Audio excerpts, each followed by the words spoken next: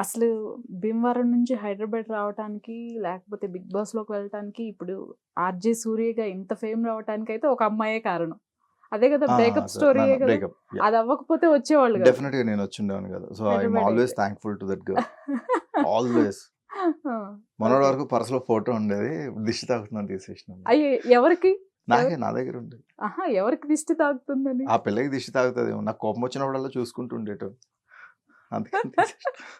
పర్లేదు ఇప్పుడు బానే ఉన్నాను కదా!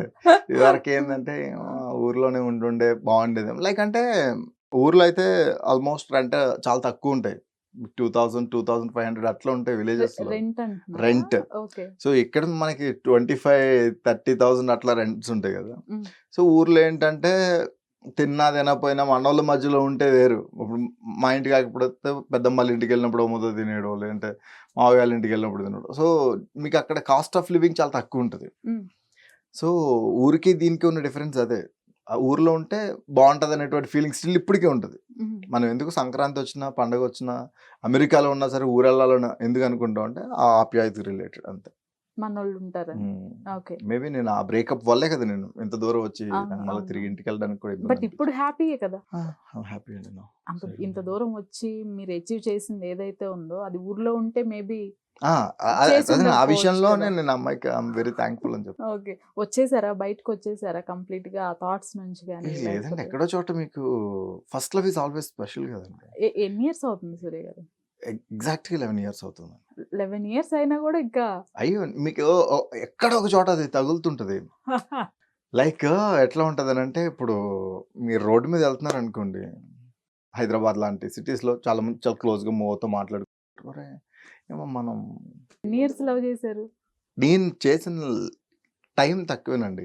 బట్ ఇంపాక్ట్ ఎక్కువ. నేను మేబీ ఒక 6 మంత్స్ లవ్ చేసి ఉంటాను. 6 మంత్స్. బట్ ఆ ఇంపాక్ట్ ఫస్ట్ లవ్ ఇంపాక్ట్ ఎప్పుడు అంతే స్ట్రాంగ్‌గా ఉంటది. హ్మ్. అది సక్సెస్ అయిన ఆల్మోస్ట్ 99.99% ఫెయిల్ అయితే, అదే మన లైఫ్‌ని ప్రాపర్ వేలో ఒక ప్రాపర్ ట్రాక్‌లో పెట్టడానికి ఒక మంచి ఇన్స్‌పిరేషనల్ స్టోరీ అవుతది. ఆల్రెడీ సో మీ స్టోరీ చాలా దగ్గర చెప్పున్నారు.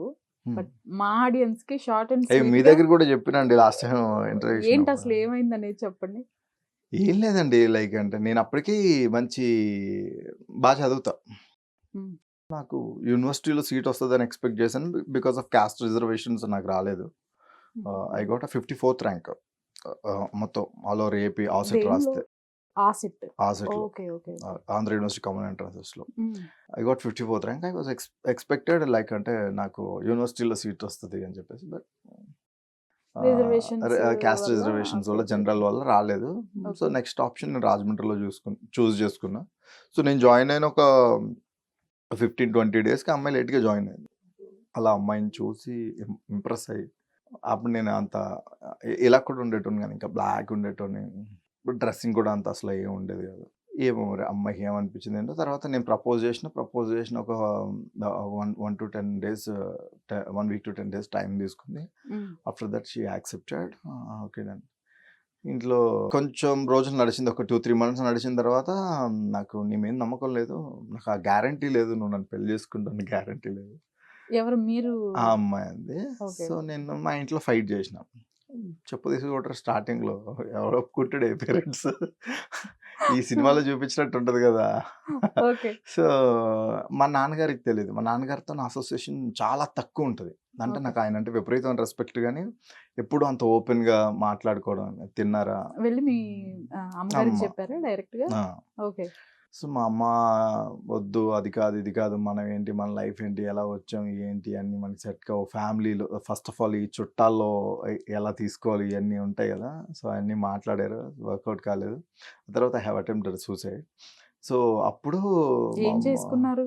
స్లీపింగ్ పిల్స్ వేసుకున్నారు. ఇంజెక్షన్. ఆ! అవెక్కడ దొరికినాయి అసలు? అప్పుడు నాకు అండర్‌గ్రౌండ్ ట్రీట్మెంట్ అయితుండేదన్నమాట. లైక్ అది ఆల్టర్‌నేటివ్ డే హాఫ్ టాబ్లెట్ ఏసుకోవాలి.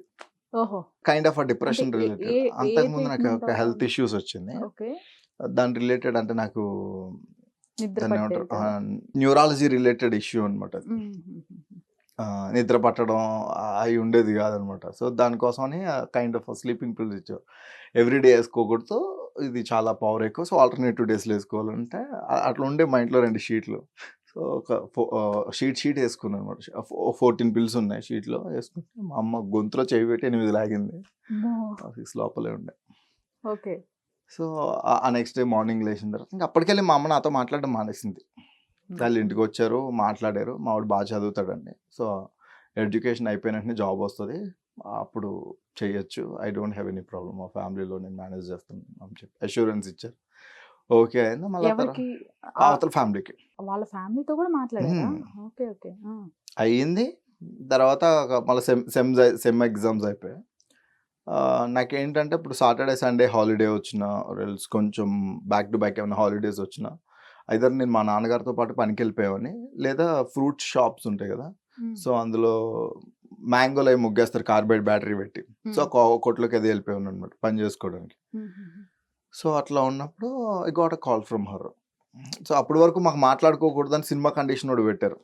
పెళ్ళైనంత వరకు అసలు మీరు మాట్లాడుకోకూడదు, మీరు అంత స్ట్రిక్ట్గా ఉంటేనే చేస్తామంటే అప్పుడు మహా అయితే ఇంకొక 6 నెలల్లో స్టడీ, అదే 1.5 yearలో స్టడీ అయిపోతుంది, అప్పుడు దాకా మాట్లాడుకుంటే ఏంది, మాట్లాడుకోకపోతే సరే అలాగే ఉందని చెప్తుండే. ఆమె ఫోన్ చేసి నాకంటే మీ వాళ్ళు వచ్చి మాట్లాడారు కానీ నాకు నచ్చలేదు, నాకు అంటే ఆ సేఫ్టీ లేదు అనిపించింది మీ ఇంటి దగ్గర, సో నువ్వే మా ఇంటికి వచ్చే వాళ్ళని వదిలేసాను. కానీ నాకు బీబీ లేచింది ఇక, బికాస్ జస్ట్ 6 months ఆఫ్ పరిచయం. ఆ అమ్మాయి నేను కావాలి వచ్చే అన్నప్పుడు, సో 22 years 23 years అసలు ఒక్కనే కొడుకుని, లైక్ వాళ్ళకి ఎన్ని ఇబ్బందులు ఉన్నా అసలు నాకు ఏ రోజు ఇబ్బంది లేకుండా పెంచిన వాళ్ళు, నేను బాగుండాలి, నేను వాళ్ళతో ఉండాలని కోరుకోవడం తప్పలేదు కదా. సో ఐ హ్యావ్ బ్రేక్ అనమాట. వచ్చేసి నేను కాలేజ్కి వెళ్ళను, I don't want to see her face the college.